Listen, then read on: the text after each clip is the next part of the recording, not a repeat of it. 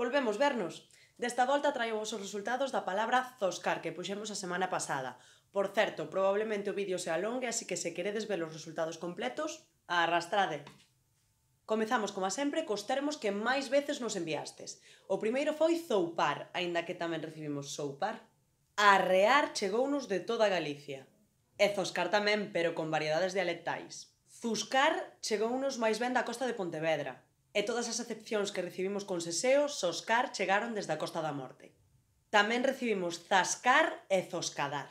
Outra básica que todos agardábamos, pegar e tamén con geada, pejar.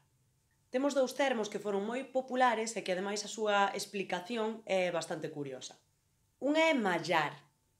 A palabra vén do significado de golpear cun mallo ou a través de medios mecánicos para separar o froito ou o gran. E o mesmo ocorre con abatanar. Propiamente o significado é golpear cun batán. E que é un batán? Pois é un aparello que batía a roupa. E unha semana máis toca falar de castelanismos. Alambrar e alumbrar non son formas do galego. Apalear tamén é castelán, ven de palo. Hostigar, aínda que non lo mandarades con geada, tamén é castelán, en galego sería fustrigar. E magullar tamén é castelán. Falamos agora das curiosidades. Hostiar e fostiar. En realidade a Real Academia Galega só recolle hostia, non recolle ningún verbo.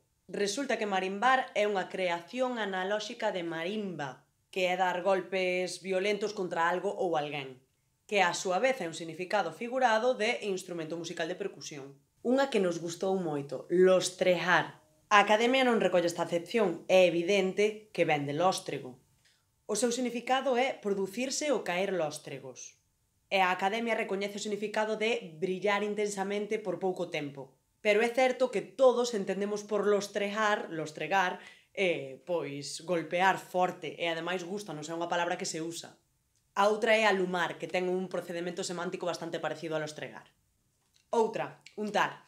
A Real Academia Galega non a recolle co significado de pegarlle a alguén, pero é certo que hai rexistros e que sí que é bastante popular.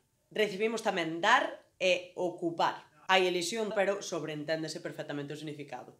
Temos tamén meter, que dentro da súa polisemia recóllese precisamente o significado de golpear. Última das curiosidades, turrar, que non está recollida, pero que se sobreentende tamén o significado. Recibimos varias acepcións das que propiamente o significado sería mover dun lado a outro, aínda que despois acabarían adquirindo o significado de golpear. Son abanear, peneirar, cimbrar, acanear e canear, varear e zarandear. Recibimos varias palabras que non constan co significado de zoscar. Unha é acilindrar, que supoñemos que o correcto sería cilindrar, toquexar, triscar, esborrallar, escachar, arrebolar, fedellar, esmendrellar e arrumbar. Das que nos faltan por comentar hai unhas cantas que foron bastante populares, como por exemplo bourar, ou petar, ou cascar. Tamén bater e zorregar por suposto como zorrejar, sorrejar, sorregar.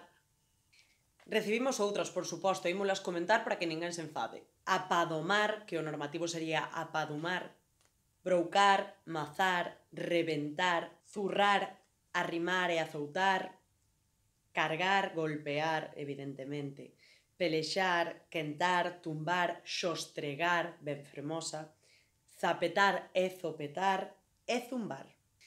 E rematamos coas expresións, que nos chegaron moitísimas. Recibimos todo tipo de frases falando do lombo, falando de levar hostias, falando de levar labazadas, malleiras, tundas.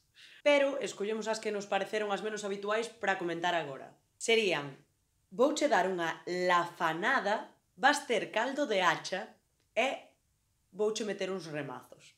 E aquí rematamos a análise da palabra zoscar. Moitas grazas por participar unha semana máis e temos mala noticia, que é que mañá non haberá palabra, pero para a seguinte sí, despois do descanso de Semana Santa. Moitas grazas. Chao!